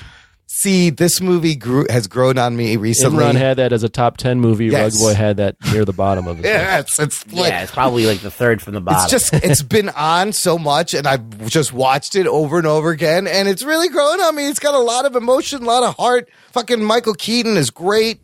I don't know, and it's Spider-Man. The scene with no, it's not. Like I think this Spider-Man is kind of, they beat me down, and I'm like accepting this shitty Spider-Man. Imran, you like anything with a spider on it. Yeah. I like spider whatever, spider rings. You're a fanboy. It's okay. Yeah, I'm Spider-Man. I'm not gonna. It grew on me. Yep, that's where that's at. What is that, 14 Spider-Man? 14. All right, Yeah, it's fine. 14. It's fine. Still too high. Number 13, Ant-Man. Ant-Man right in the middle, huh? Yeah. Yeah, basically right in the middle. I had it a little Kind of the higher. middle spot. You did Yeah. have it a little higher, Ruggs. Yeah, because I felt like it was a little bit of a different kind of movie. It was like a heist movie. Yeah, like an indie heist feel. And Independent. it has its own persona, a little step differently. I love a little Michael step Pena. I love apart Paul from Rudd. the regular Marvel stuff. And it could have been a disaster given the Edgar Wright production that he'd been working on it for years, and they still pulled it off. It was a little anticlimactic, but at the end of the day, it was a good time at the movies. So, All right. So we have basically a tie for right in the middle. Okay. At number 12, we have Avengers Age of Ultron. Okay. Mm-hmm. So it's a middle of the line movie. All tied with Avengers Age of Ultron is the movie that has the biggest difference of opinion between us. Guardians of the Galaxy Volume 2. yeah, I had that one really low. You had that. Yes, he did. You had that very low. That one has a 12-point difference. I had it in my top 10. Yeah. Oh boy, had that near the bottom. I think I had it like in the middle. Yeah. But so compared to Age of Ultron. So those both got the same exact score. Wow. That's interesting. Interesting. Yeah, interesting. Right? So now we're in the top 10. Yay! This is the creme de la creme of the Marvel Universe, according to us three. Yes. Right. At number 10, Doctor Strange. Okay. That makes sense. I would agree with that. I think I put it at like 11 or something. Great You had visuals. that at number 9. Oh, I did. Yeah, you had a top 10 movie. Great visuals, okay. great cast. Because I had a bunch of lists. I know which one. I had that at number 16. Actually, I had that at number 8. No, wait, what? No, I'm just kidding. Yeah, you had it at top 10. I made a bunch of different lists. Did you really? Because I kept on moving shit around. Yeah. I'm like, no, that one I can't. No, actually, I mean, then I actually seen that movie. Like, I was like, ask myself, have I seen this movie more than once? Right. And did I like it better? And then I said, oh, I like that movie. I saw that movie a bunch of times, so I had to switch things around. I had 20. I was doing things because, like, for example, like everybody hates Thor: The Dark World. You just immediately put it at the bottom. Right. I'm like, is that really a bad movie? But I don't know. Yeah. So like, I had to like ask myself that question and rewrite the list a few times. So I got to make little flashcards. That's what I did. I made little cards. Yeah, the way I did it is I did bottom 7, middle 7, top 7, and that was much easier for me to go, okay, I know these 7 are the bottom. I know these 7 are the top. Okay, now everything else goes in the middle, and now I'm just going to rank them within those 3 sets. Yeah. Yeah, it's a good way to break it down. That's a good idea. Yeah. Everyone, to each his own, though. So top 10, Doctor Strange. I think a lot of us probably had it up high because of the visuals and how it just looks different. Yeah. A little formulaic, but Yeah. A little formulaic. yeah. It was very formulaic, but the thing is, it was acted well. Yeah. And it had visuals. And magic. It had unique stuff. Yeah, we got to see It some brought magic. something new into the fold, Yeah. magic. Okay, so it had some originality as well. Had some funny laughs with the cape doing crazy The shit. cape is amazing. Yes. Forgot about that. And you got Wong. But yeah, and Benedict Smith's crinkle nut butter fries is amazing. Butternut crinkle fries, whatever his name is. Wong? Wong? If it's are you not talking Wong, about? it's I don't white. Eggs Benedict for the Eggs cummerbund. Benedict Oh. cummerbund patch. Gotcha. Yes. Cabbage I patch. appreciate you spelling that out for me. Yeah. Number 9, Yeah. Captain America, the First Avenger. This is a great movie. I wouldn't say it's a great movie, but I really did enjoy this movie. The It's nostalgia. a movie. Well, the heart and soul of this movie is Peggy Carter and Cap. and their relationship, Steve Rogers. And it is a great period piece, and it has some, cool, not the greatest action and all that type. That's where it falls flat, but it has some The heart is there. cool though. filmmaking. Yeah, and just the special effects of his head on the skinny body. Like, it still Fantastic. holds up. If that third act, if they nail that third act and it's not a montage scene of him fighting different things, this movie would have been a top 5 movie. I like that Red Skull looks like Red Skull. Like, they could have cheaped out on that. They didn't get Red Skull. They had his character, but they didn't have enough of him. No. in it. They had to go just a little bit bigger. Yeah. Yeah, They I had to, agree. milk it a little But this bit is better. one of the series of movies that there's so many movies in this list that have made me care about characters I did not give a shit about. Even coming from reading comic books, like all of these, Doctor Strange. I knew Doctor Strange, but Cap and Iron Man, I didn't really get, and Thor, like, I didn't really give a shit about them, and I love these versions better than the comic book. I liked Iron Man. I collected Iron Man. Yeah, Doctor Strange, no. Captain America was never really my bag, even though I did like him when I read him in Avengers and stuff. And Ant-Man I didn't like. In the comics, yeah. So, I mean, they do make you like things that you don't really give a shit about. Yeah. Like Thor I was never hot on at all. Yeah, me neither. That's a skill right there. They definitely converted people. Speaking of Thor, that's at number 8, Thor Ragnarok. Yes, this is another movie that's grown on me even more. It's a fun fucking movie. I've grown to respect what Taika. I remember the initial review. I was like, I don't really like all this comedy, and it still knocks it down a couple pegs for me. The comedy being undercutting the seriousness. Yes. With comedy every time. I didn't prefer that. Yes. But I do respect the fact that Taika Waititi recognized that Thor was kind of a bland character up to this point, and they just shook him up so much now that everyone likes him. And he works really well as this comedic character. Hemsworth is amazing at playing comedy and drama. A lot of times, like in the Russo movies, the same scene, he can be kind of snarky and funny and serious. This is just slapstick, like slam the ball against the window, it hits him in the head. Korg and Meek are great. The music, Led Zeppelin, it's fun to watch. Like, you can watch it over and over again. And then Hulk fucking talking. Come on. Yeah. I think that, like Anthony said, there is a huge drawback in this movie where there's too much comedy sometimes, and it does work against the story. But I also think that it is very rewatchable, and there is a charm to it. So I still wish it was a little bit more serious. I wish they would at least handled the deaths of Thor's friends. I mean, differently.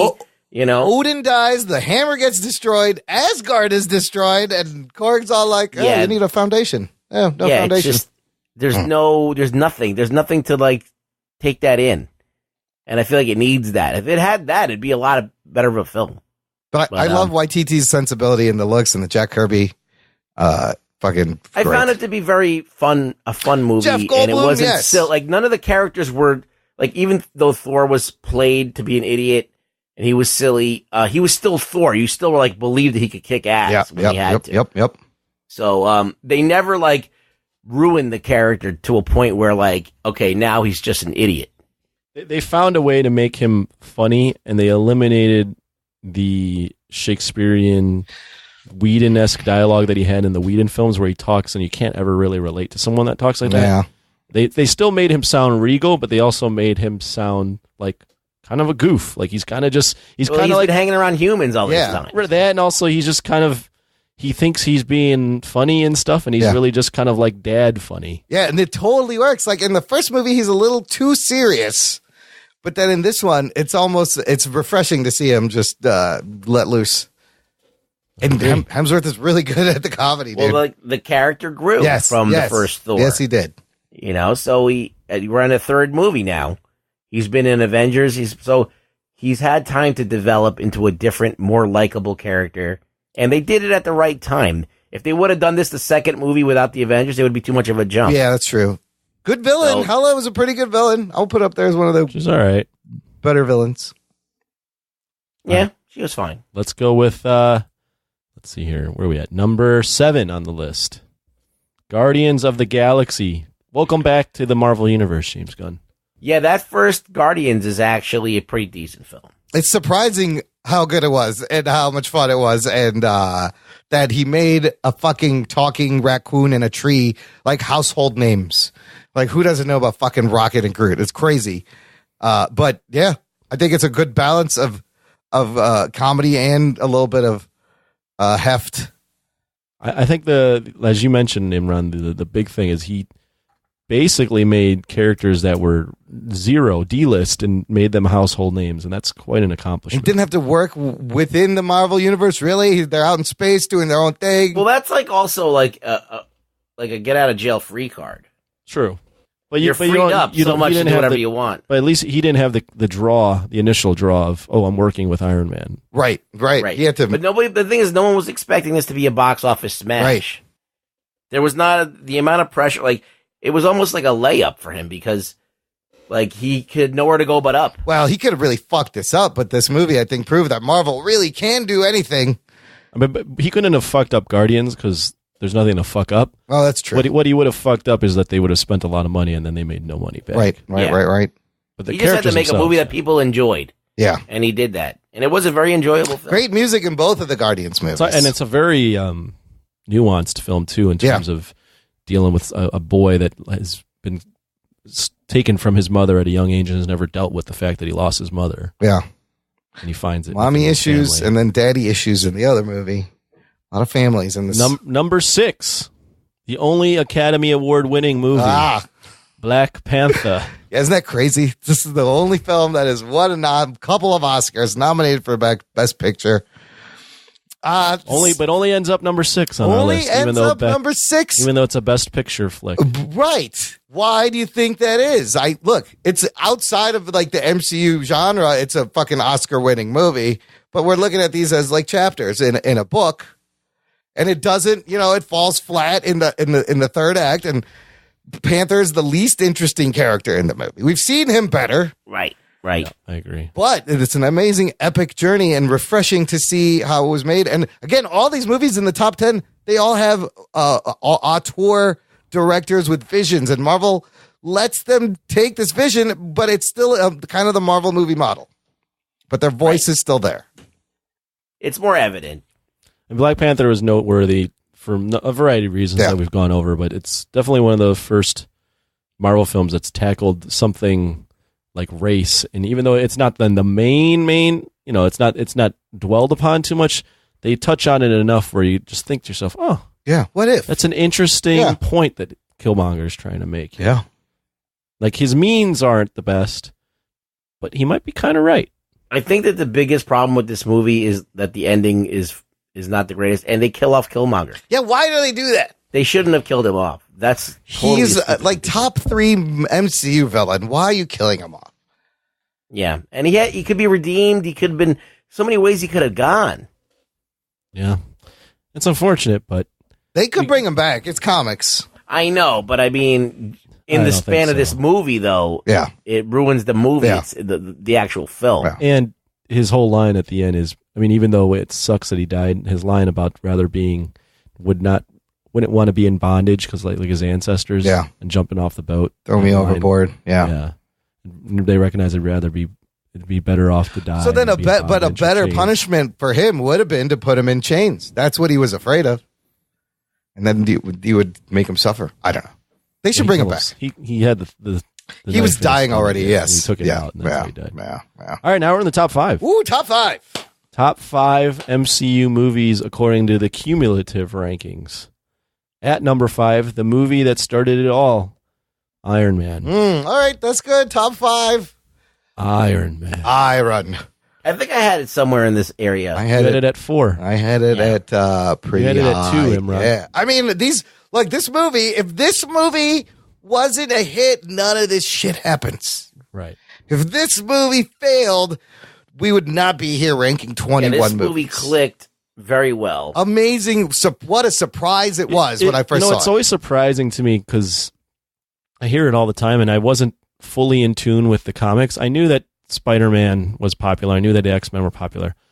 People always refer to Iron Man as a B-list character. I never thought of him like that, but I guess that was true, huh? Before this movie, Even though he's like a founding fucking Avenger in the comics. but I guess I never thought of him like that, but I come from a world where I collected Iron Man comics. Okay. I was that was one of the guys I liked. I mean, that was the main title for Marvel Comics. but they always say that was a B-list guy. Up Yeah, until this movie. it's a good point. I don't know if he would be really B-list. He's just another part playing player. If you look at the Marvel movies that were made, no one was running to make an Iron but Man movie. right off the bat. here's where I disagree.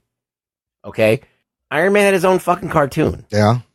All right, so you don't do a cartoon of a B-list character. You do the Hulk, Spider-Man, and Iron Man. Those are the 3, and the X-Men. Those are the 3 guys that had cartoons. And the Fantastic Four had a cartoon for a while. So if they gave him a cartoon in the 90s and a movie, like they made a movie of Iron Man, I think they made 2 movies of Iron Man. They made an Iron Man movie in the 90s? Yeah, in the early 2000s, they made a the animated movie. Iron Man animated movie. Yeah. Oh, yeah, I saw that. So Yeah, they were like trying to get Iron Man off the ground for a while, into all this. So I think that if it was a B character, they wouldn't do that. I think that they thought of him as Plus, A-list I character. love that the fucking suit is practical in the beginning. Like it makes a big difference. You could see the heft of it. You could see where the body fits in there. It just seems more real than the CGI suit they give us now. Oh yeah, I like it so much better. I like the actual suit. The key to this whole movie was the fact that they took a risk on Robert Downey Jr. And he just fucking nailed it. Like, and he knocks it so far out of the park. You can't and he imagine becomes Iron anyone Man. else being in this role. Yeah, I mean, do you think he plays his character the best out of anyone that's done superhero movies? Well, if you take Tony Stark from the comics and you line it up with Robert Downey Jr., there's vast differences, but there's also things that also click in really well. Mm-hmm. But I think that just Robert Downey Jr. being a great actor is what carries it. Yeah. Because he charms you, Yeah, right? yeah. He makes you like him, even though he's one of these like smarmy fucking rich assholes. Yeah. But I'll also say I think Chris Evans is perfectly cast. Yeah. I think the Hemsworth is perfectly cast. Like, their casting is always amazing. You can't argue with a lot I of it. agree. You know? I mean, I just think Robert Downey Jr. This whole rocket is because of him. Well, we've seen him the most also. Right. So it is of him. Huge risk. I'm curious, how is it different? Because I never really read that many Iron Man. How he is was he more different in the drunk. comics? He was more drunk in the comics, no? He's not as funny. Oh. Yeah, He's not. He's more of a. It's more of a downer. No, he's more of like a businessman. Actually, Oh. he's more of like a business dude. He's very practical in the way he thinks. He's no nonsense, but not funny. Like he's not talking to like Jarvis in his helmet, Right, and going right. blah blah blah, and making snarky jokes. I mean, he is to it. Like every comic character does it, but he's really. You get into like the science of what he's doing. He's like, if I apply pressure here and do that and hit this with my ring and I can ricochet it, blah blah blah. And so he's talking about more about the scientific shit that's going on in his helmet more than anything. He's not like a fast talker like Downey is, really, right? No. I mean, the biggest influence by Downey is the fact that for most of the Marvel characters moving forward, they've all tried to have at least that quippy tone with everyone. Yeah, that's all for the Downey. Yeah. Yeah, that's all Downey set the tone for that. Favreau and Downey totally set. I mean, that's the blueprint. This movie is That was the the blueprint of blueprint, all yeah. these movies. All these movies moving forward have a strong actor or actress in the role that is playing a superhero character that's kind of, embraces the comics a little more and has a quippy or fun tone throughout the entire film. It's also the model for kind of a wobbly third act where the protagonist fights a similar antagonist in similar. But this is the first time I can kind of forgive them for doing this once. Though every other movie they did it in, I don't know why you can't fucking, I don't know why you did that. But it's the first time they had, guy in a suit versus another guy in a suit, but it worked. You didn't see it before. So we're now in the top 4. Ooh. And if you haven't been doing the math to this point. What's left? Well, I'll just say that there are 3 movies, the only 3 so far that the Russos have directed. Yeah. And we only have 4 movies left. Yeah. We haven't named one. So No, we haven't. the Russos are owning this top 4. At number 4, a movie with Iron Man in it, Captain America, Civil War. Oh, Civil War. All right, it's good. Yeah. Great movie. I love this movie. Some of the greatest action scenes are in this movie. You can watch that airport scene over and over and over again. Easily. I can watch any of these action scenes. I think it's a fantastic movie. I enjoy the dynamic between Iron Man and Cap. I think the only thing that drags it down just a little bit is Zemo's plan is really fucking far-fetched to get these characters to hate each other. Yeah, it's pretty contrived. And they touch upon the superhero registration accords, or the accords, and then it really just gets dropped about halfway through. But dude, just getting the awesome. iconic shot of them fighting, and the fact that Zemo is a dude and actually succeeds. His plan, he wins. He succeeds. He takes him down from the inside without firing a shot or having any fucking powers. And Black Panther, best version of Black Panther, you got the introduction to Spider-Man. Right. Oh, so much fun. Good action scenes. Very memorable. Yeah. Like, I remember that movie very well. I mean, there's so much going on. There's so many fight scenes. They're so awesome. By the way, all these top 4 movies are like so closely ranked. Oh, really? In terms of the points. Wow. Number 3, another movie that, like Captain America, ends on a downer. The hero doesn't win per se. is Avengers Infinity War. Nice. At number three, yeah, that's good. It is. The hero, bad guy wins again. It's fresh, ambitious. Holy shit. But the only down point's half a movie. It's half a movie. So I remember blasting it a little bit on our review, and I've really grown to appreciate what they did here. I don't think it's actually half a movie. I think it's a full-on movie where Thanos is the protagonist. And it's just an amazing accomplishment, getting all these characters in a movie and getting it to click. Did you feel everyone with so many characters that everybody gets a moment in this, or are some people kind of cheated? Yeah, I think there's a little bit of that, but like it's not that bad. It's not that bad. Be better. Yeah, it's not enough. It's not. I mean, it always can be better, but it's not enough where you go, man. Like the only, I felt like they did the best they could. The only character I go, man, should have got a little more is Cap, but it seems like Endgame is. They're saving that. Yes, they're saving that, and that's the thing. It's we don't know the resolution, but this is another movie I could watch over and over again. I'll just turn it on and just have it on all the time. So rewatchable. An event movie come to life. It's interesting. I was reading things about Russo brothers saying they're trying to make Endgame that you can just walk into this movie and enjoy it without watching anything else. They're very cognizant of that viewer. But they were like, look, if you got to watch something, watch Civil War, I think is what he said. If you have to watch one movie, because it kind of starts there. But it's interesting to see how much do they explain in this movie, because Infinity War, I don't think was that. Like, you couldn't just kind of walk into this movie. There's no way you can just enjoy that movie without seeing the previous ones. Yeah. All right, number 2, which inevitably also means number 1. Number 2 is the third Russo movie in the top 4, Captain America: The Winter Soldier. Oh, Winter Soldier comes in at 2. The best film that Marvel's put out. I think it's the best. Yeah. Your boy had it at number 1. Yeah. I remember when I was watching it, and even though I knew who was directing the movie, I was like, who the fuck is directing this movie? Yeah. I'm like, is this Jim Cameron? The guys that do Community. What? I'm like, yeah, where did they come from? I'm like, Russo brothers. Is like Jim Cameron like making a stage name to Russo brothers, because it felt like a James Cameron movie. It felt like the fucking Terminator. It did. When Winter Soldier fucking comes out of that car and fucking starts fucking shit up, it was fucking legit. Like, I felt like I was like 12 years old watching Terminator. Yeah, they definitely had to have had Terminator, because the way he walks slowly with the menacing music with the metal arm. Yeah. It's like and he's walking slowly towards the car. I was like, oh my God. Yeah, the whole movie's great. It was shot like a real action movie. It wasn't shot like a Marvel superhero movie. It was shot like a real fucking action movie. And like something like Mission Impossible would be shot like. Right. Something that like a real action director would, like guys who know what the fuck they're doing. Like when you watch like, Captain Marvel, it's very clear that these people have never directed action before. And then they have like the second unit director and like a bunch of guys in a boardroom storyboarding shit.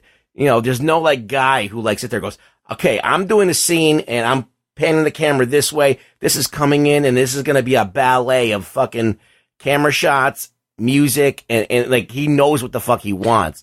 I don't know how Russo brothers, coming from Community, all of their action scenes are so easy to follow. They're so well choreographed and planned. Everything is clear. Everything makes sense. You're not confused. Where did they fucking learn? Is it just from watching movies? And I think they just watched Terminator 1,000 times. It's like, how do you learn to do this? It seems to me they legitimately enjoy watching movies and taking things. Because I remember watching this with you, Imran. We caught a pre-screening. Yeah, it was like 2 weeks before it came out. And, you know, up to this point, Cap it was an okay character. I mean, first Avenger people really liked, but we saw him in Avengers. That first scene where he's on the boat and he's taking people out, and it's hard to describe unless you see it, but you could feel like the physicality of Cap in that scene. And I was like, oh my gosh, this is Cap doing like Snake from Metal Gear Solid on a fucking boat. Like, what am I watching here? Stealth mode's bouncing the shield around. I was like, how is he in his stealth mode wearing blue? What the fuck is going on? And then he's fighting Batroc the Leaper. Yeah, that was great too. And it wasn't silly. You would think introducing a character called Batroc the Leaper would be silly. And Black Widow was amazing in that was scene really too. Good. Black Widow was really good. If you think about it, I read this other article, I think it was on Comic Book Resources. Winter Soldier really shaped the MCU moving forward. The ramifications of this movie, from the Hydra reveal, like that spins out into Agents of S.H.I.E.L.D., and the fact that it's all, you can't trust. You keep referencing Agents of S.H.I.E.L.D. Well, look, it's a part of the fucking canon. It's there. No, There's not. still a season left. You got It's Coulson. not part of the canon. Coulson. There's going to be a thing. There might be another season. But look, and then, the political espionage of it and the betrayal, and it does inform what happens after that. It's the deepest movie that there really is. It's the best character movie that they have. Yeah. It's the best story that they have. And it's the best directed film. And is a great bad guy. So, I mean, every single box is checked as far as what are you doing correctly in a film. And this is the one. That's why I put it at the top. I would agree. I think overall, I think this is the most well-rounded film the MCU has put out, and it's genius in the fact that it takes a character like Cap, and they figured out, the first film was kind of easy to make. You just have to make it a nostalgia flick. But how do you make Cap relatable to the world now? Yeah. And what they did is let's fucking let's have people bending around him. Let's change the world around him now and see how everyone reacts, because he's still not going to change. But let's change the morals and the corruption around him. Now you're just having people react to him. He's the force. So smart. Yeah, how would the government use him? Yeah. Right. And how would he not want to be used by the government once he finds out where's his home, where's his loyalty? Fucking so smart. Yeah, you go from a movie that's clearly black and white in terms of Avengers and a Captain America, where it's good versus evil. Now you stick him in a world where it's full of gray. Yeah. How does he react? How does he react? It's perfect. It's so good. And that's Marcus and McFeely's first movie? No, they didn't write that? They wrote Captain America, the First Avenger, and Thor: The Dark World, actually. Oh, they wrote Thor: The Dark World? Marcus and McFeely. Feelus. So, number one, me and Imran both had this number one, Avengers. Rug Boy actually had it number 5. So, a little bit of a delineation there, but I purely had it at number 1 because if this movie doesn't work, then just like Iron this Man. was more the social impact of this movie, because it's a very simple plot, and I think I even mentioned that. Yeah. But doesn't matter. It's just the fact that this movie works, and it's something that everyone questioned if it would work coming up. So the fact that it lands so hard, for me, the impact of it was just had to put it. I mean, Whedon nailed the tone. That's the thing is, if you look at these list of movies, Marvel's given us safe movies and risky movies, right? They're kind of one of each. This movie was kind of both, because people loved Iron Man and Captain America. Wanted to see hunky Chris Hemsworth, but never has all these heroes been put in one movie. No one was expecting this thing to work. It could have easily been a jumbled mess. Huge risk, but then a huge reward. I remember everyone reacting to this when it came out. There was a pop culture thing. And that shot of them circling and Whedon's writing and his zingers and the humanity of them hanging out. Again, like you said, Anthony, just like Iron Man, if this thing didn't hit, we wouldn't be sitting here fucking talking about 22 movies. Right.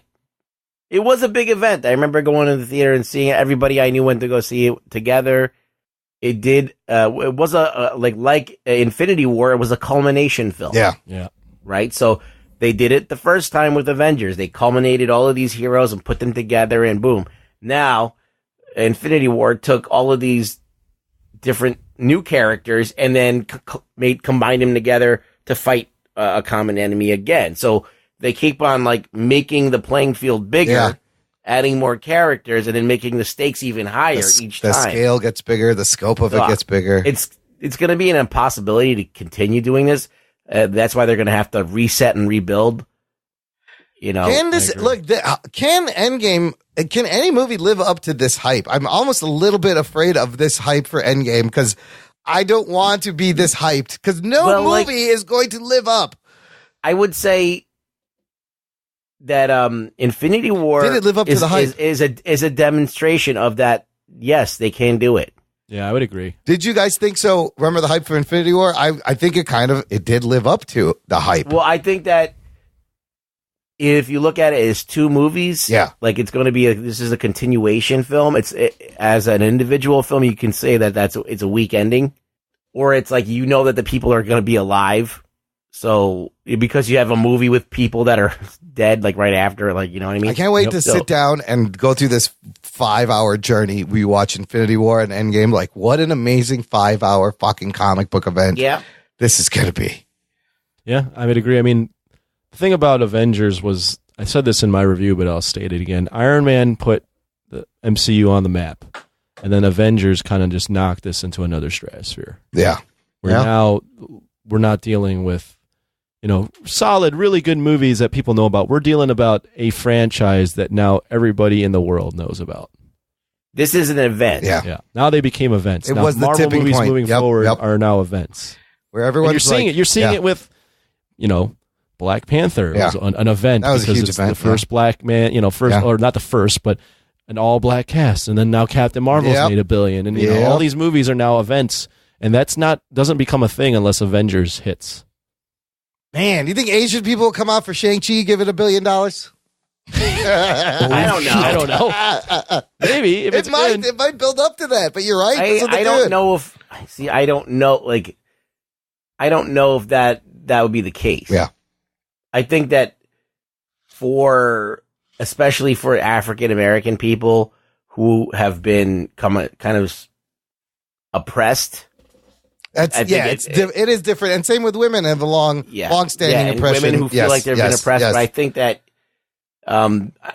that's a different story. Absolutely. I think because they have, like, put it this way, like, you go to Asia, there's plenty of beautiful, like, very rich cities there that they have all this stuff, going for them. They don't have to imagine a Wakanda. But there is a lot of oppression also in China. But they have their elites. They have their corner of the world that they're dominating in the markets and everywhere. You know what I mean? So I think that there's not as much. You can't really say that they're oppressed. I mean, and they aren't. They're censored, but they're okay with the censorship. Well, they are oppressed in their own country. In their own country is what I'm saying. Yeah. Yes. Well, that's where you're going to be oppressed. Where else are you going to be oppressed? Other countries? No, but I'm just saying that they're. I'm just saying that, and we're talking about America. Well, that's true. We're talking about people like the swell of people like rise. I don't know if that's. Look, if all I know is Asians have experienced oppression for sure, but they've also been called the model minority as well, which is also kind of a form of oppression. But I would agree. As someone that's Asian, if there's the oppression scale, very I don't low. know. I mean, it's not low. I mean, Japanese people were they were basically in concentration camps. Yeah, so that's kind of North rough. Korea. What are you talking about, North Korea? They're all oppressed. Oh, talk about in this country. I keep fucking forgetting about in here. I'm more of a worldly fellow. Yeah. I mean, who's to say? But as far as Shang-Chi, I don't know. Who knows? That's such a... I think it's more of a thing against stereotypes. Yeah.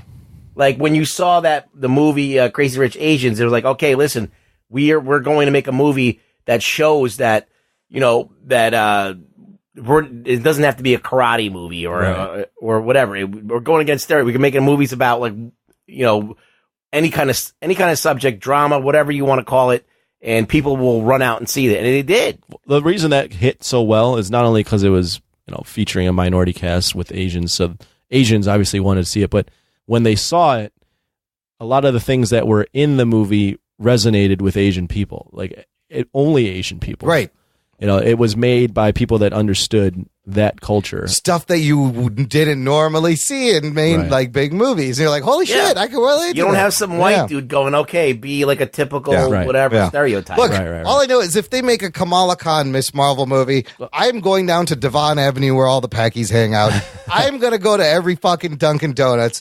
I'm going to hail every taxi cab. I'm going to say, you cheap fuckers, open your wallet. Go see this movie. Wow, this is very racist, but I'm Packy. You cannot count out Marvel's ability to market this. So, like, who's to say? Like, Shang-Chi, like this character that nobody really knows, it seems like a stereotype character. Can they make it so people want to rally behind it? I can't count Marvel out. They've done it already several times with I could, like, raise an eyebrow and go, I don't know. But you can't count Marvel out. They seem to pull this shit out of their ass. They have not shown us them failing a character yet. They are very true to the essence of what they want to bring, and just true to like they'll generate some kind of thing, and then there'll be like this kind of rally to like fuck the fucking guys who hate the haters. Well, they'll be a ground. Yeah, they'll make some fake outrage on social media to make themselves look better. You think they do that? They might do. Guarantee that. They might do. Yeah, I mean, but that's good. That they're great at that. They capitalize on it. They use it, and they use it better than any other company right now. They've mastered it. Yeah, they definitely have. Yeah. All right, good ranking. Look, Anthony, I might make you do more work because Jess Rivera had a really good idea. I'm going to throw it out there. He said, I think this is a great way to get some listener participation. Listener, send us your rankings. Email show@jockandnerd. Anthony will throw them in the spreadsheet. I would love to get a Jock and Nerd Nation listener cumulative ranking and see how that shakes out.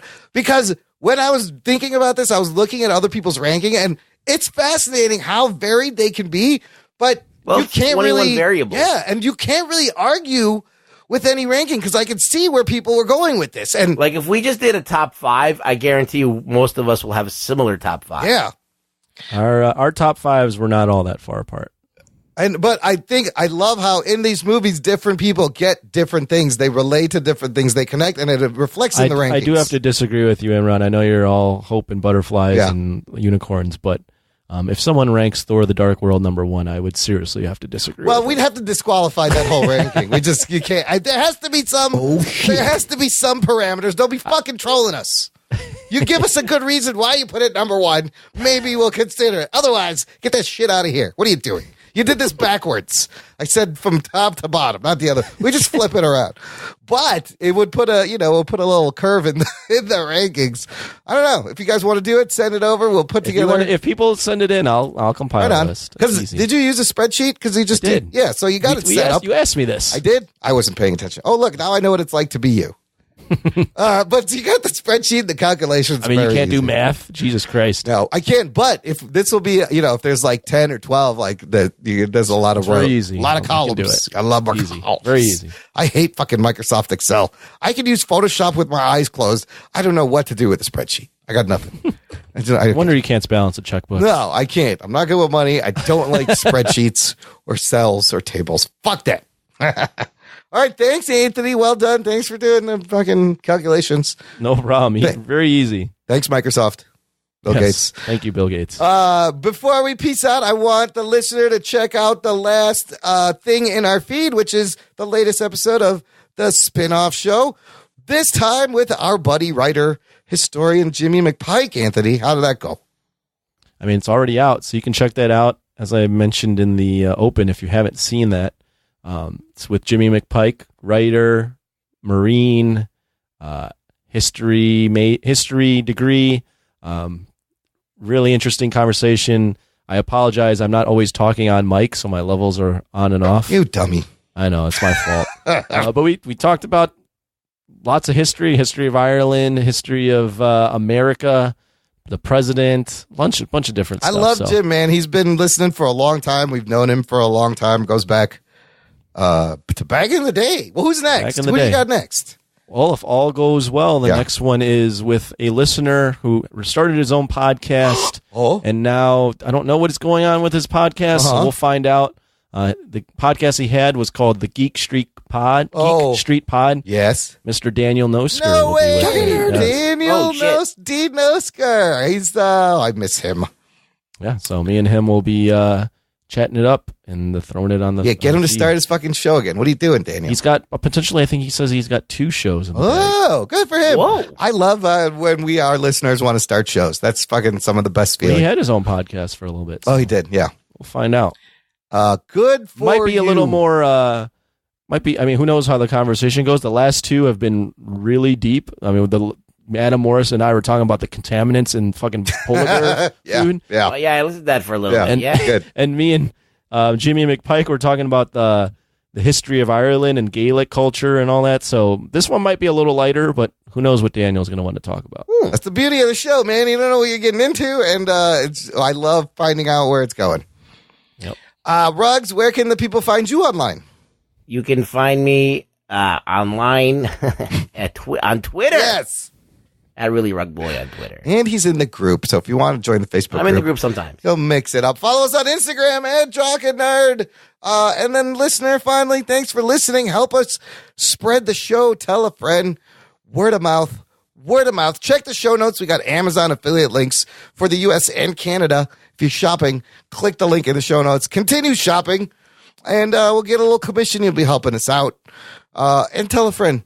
Thanks for listening to the Jock and Nerd Podcast. My name is Imran. My name's Anthony. He's the Jock. And he's the Nerd. We'll peep you next week. I'll peep you next week. I'll peep you now. I'll give you my peep. My balls was hot. Whoa. Why are you putting people through this? Are you ready to see if my limp penis? Get your hand off my penis! I'm pumped. Yeah, me too.